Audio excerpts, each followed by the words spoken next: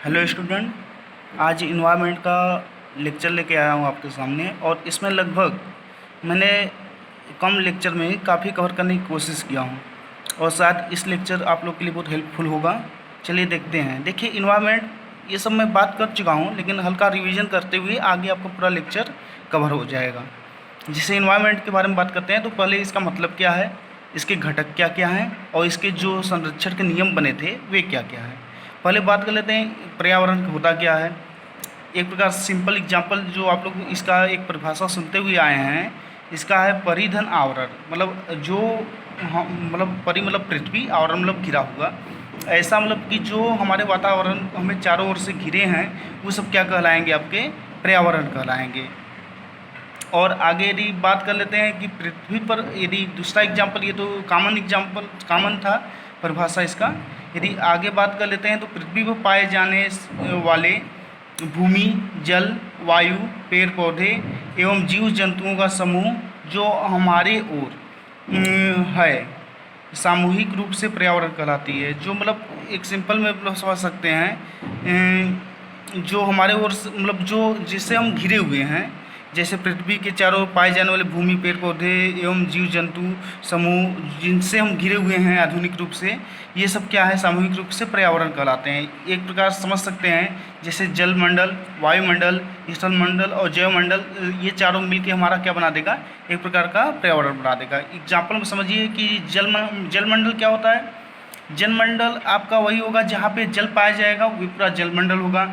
मतलब समुद्र का जल, कहीं जहाँ जहाँ जल आप पास, समुद्र का जल, नदियों का जल, और क्या नाम है, नदी तालाब का जल, ये सब क्या है, आपके जलमंडल में आएंगे।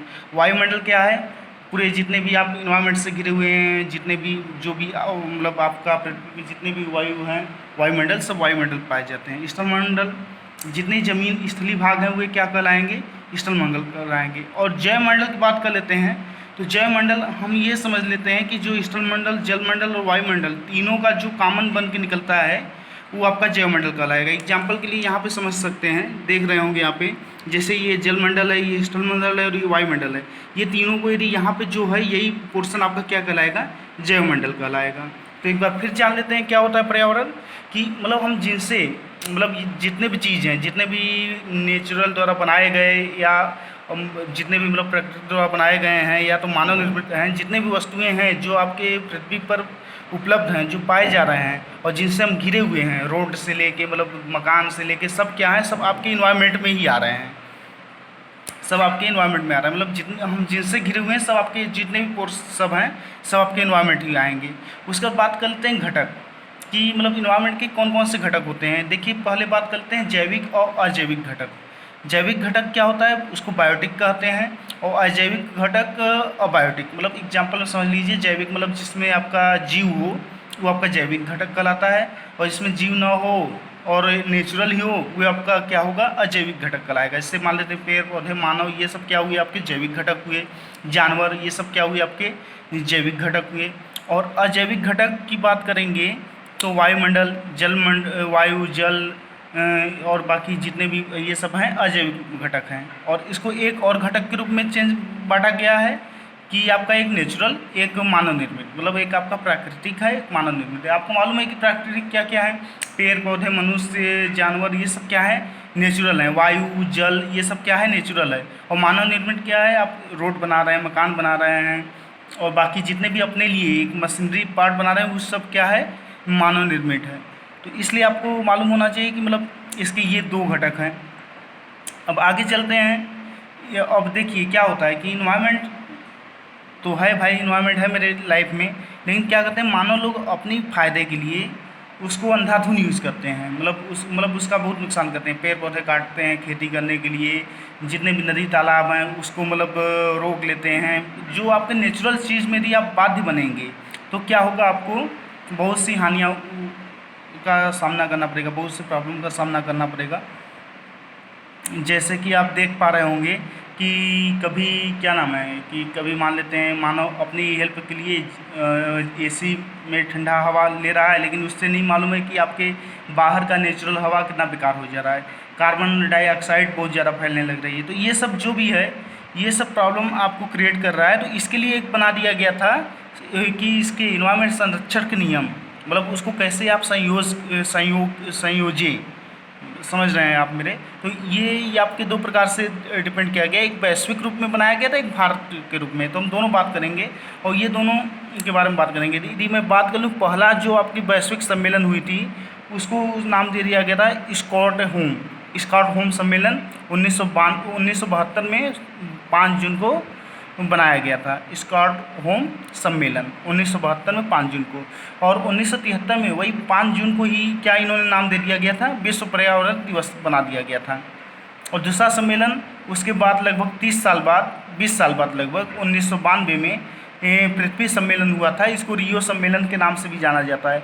और ये रियो सम्मेलन के रूप से ही आपका दो नाम और निकले थे, UNFCCC और COP। ये आपके करंट अफेयर में देखे जाते हैं, इसके हर साल बैठक होते रहते हैं। तो UNFCCC का मतलब होता है United nation framework convention of climate change.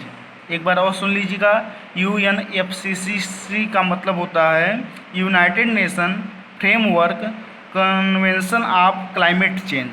और आपका जो है ये COP का फुल फॉर्म होता है कॉन्फ्रेंस ऑफ पार्टी। तो ये बैठक होती रहती है। तो पहली बैठक बर्लिन में हुई थी 1995 में, और इसकी अभी हाल में ही जो बैठक हुई 24वां बैठक हुई है, वो बैठक हुई है पोलैंड में COPP का। ये सब करेंट अफेयर की में आते रहते हैं। और उसके बाद आपका क्योटो प्रोटोकॉल 1997 में बनाया गया था। इसमें कार्बन क्रेडिट के बारे में बताया गया था कि कार्बन को कैसे हम कंट्रोल करें, कार्बन को कैसे हम कहाँ कितना कम यूज़ कर सकें। क्योटो प्रोटोकॉल में 1997 में ये बैठक में बताया गया था। इतना था आपका वैश्विक के रूप में बैठक था। अब आगे चलते हैं। फिलहाल आपको इतना समझ में आ गया होगा कि देखिए क्या है इन्वायरमेंट, क्या है इन्वायरमेंट का मतलब, क्या है इन्वायरमेंट के घटक क्या क्या हैं, और इन्वायरमेंट के संरक्षण, इन्वायरमेंट को कैसे बचाया जाए, इसके लिए क्या किया गया। एक वैश्विक रूप में बनाया गया, एक आपका क्या भारत रूप में बनाया गया। तो भारत के लिए देखिए, पहला जो भारत का बैठक हुआ था, जो पहला भारत का बैठक हुआ था वो 1985 ईस्वी में पर्यावरण एवं वन मंत्रालय बनाया गया था। भारत मतलब जो भी बैठक किया गया था उसमें 1985 में बनाया गया था, और उसमें पर्यावरण वन मंत्रालय बनाया गया था। अभी हाल ही में इसके यदि मैं बात कर लूँ, अभी इसका नाम चेंज कर दिया गया है, पर्यावरण वन मंत्रालय का इसका नाम कर दिया गया है अब पर्यावरण वन एवं जलवायु परिवर्तन मंत्रालय कर दिया गया है। पर्यावरण वन एवं जलवायु परिवर्तन मंत्रालय कर दिया गया है। अभी इसके जो भी हैं आपके जो इसके अध्यक्ष हैं, जो ये क्या नाम है, डॉक्टर हर्षवर्धन हैं, जो हमारे मतलब अभी फ़िलहाल हाल ही में चेयरमैन बने हैं WHO के, मतलब वर्ल्ड हेल्थ ऑर्गेनाइजेशन के। अभी 1 साल के लिए चेयरमैन बनाए जाते हैं हर देशों से। तो फिलहाल अभी इंडिया के चेयरमैन बने हुए हैं डॉक्टर हर्षवर्धन। और 1986 में पर्यावरण संरक्षण अधिनियम बनाए गए थे। 1988 में राष्ट्रीय वन नीति 2002 में, ये मैं अभी आपको नोट्स सेंड कर दूंगा आपके पर्सनल ग्रुप में। नोट्स की बात नहीं है क्योंकि ये बस आपको फिलहाल समझाने के लिए बहुत था। 2002 में जैव विविधिक संरक्षण अधिनियम बनाए गए थे। 2002 में राष्ट्रीय जल नीति बनाए गए थे। 2004 में राष्ट्रीय पर्यावरण नीति बनाए गए थे। और सबसे मेन बात है 2010 NGT का फुल फॉर्म होता है national green tribunal. National green tribunal में ये किया गया था कि जितने भी केसेस आ रहे हैं ऐसे इन्वायरमेंट के रिलेटेड, उनको जल्दी से जल्दी सॉल्व किया जाए। तो ये बहुत हेल्पफुल भी हो रहा है आजकल NGT मतलब नेशनल ग्रीन ट्रिब्यूनल के हेल्प से। और अभी इतना ही था, और इतना ही आपका सारांश है पूरा टोटल इन्वायरमेंट का। और लगभग अब आपको आगे कुछ और आगे बात कर लेते हैं। इतने में जो नहीं समझ में आएगा आप लोग मैसेज करके बताइएगा। और बाकी हम आप लोग के लिए आगे एक वीडियो ले आ रहे हैं जिसमें मैं ये बताऊंगा आप लोग को कि पर्यावरण दिवस कितने मतलब कौन कौन से मतलब इन्वायरमेंटल डे बनाए गए हैं। देखिए मेन तो इन्वायरमेंटल डे मतलब पर्यावरण दिन जो बनाया गया था दिवस वो 5 जून था, लेकिन मैं इसको एक सीक्वेंस वाइज में लिखा हूँ जैसे आपको याद करने में भी ईजी हो। जैसे 2 फरवरी, 21 मार्च, 22 मार्च में 2 दिन कंटिन्यू हैं, फिर 22 अप्रैल, 22 मई, 5 जून और 16 सितंबर, इतने दिन हैं। और इसको सीक्वेंस में लिख के मैं आपको याद भी करवा सकता हूँ। जैसे 2 फरवरी को विश्व नम भूमि दिवस, 2 फरवरी को विश्व नम भूमि दिवस मनाया गया था, और 21 मार्च को विश्व वन दिवस मनाया गया था, और 22 मार्च को एक दिन बाद ही विश्व जल दिवस मनाया गया। और मतलब मनाया जाता है, ये सब दिवस मनाए जाते हैं। 22 अप्रैल को पृथ्वी दिवस मनाया जाता है, 22 मई को जैव विविधता दिवस मनाया जाता है, 5 जून को पर्यावरण दिवस मनाया जाता है, और 16 सितंबर को ओजोन परत संरक्षण दिवस मनाया जाता है। इसको याद करना बहुत ईजी है। देखिए एक प्रकार से मतलब एक सिंपल हिंट दे रहे हैं। जैसे आप दिन तो याद कर लीजिएगा, 2 अप्रैल, 21 अप्रैल, 22 अप्रैल, 22 मार्च, 21 मार्च, 22 मार्च, 22 अप्रैल, मतलब ये एक सीक्वेंस याद कर लीजिएगा। 22 मई, 5 जून, 16 सितंबर। उसके बाद देखिए एग्जाम्पल में से मान लेते हैं, सबसे पहले क्या है, विश्व भूमि नम दिवस। अब आप बताइए, जहाँ पे नमी होगी वहाँ पे क्या उगेगा, आपका वन उगेगा, और जहाँ पे वन उगेगा वहाँ पे आपको क्या ज़रूरत लगेगी, जल की।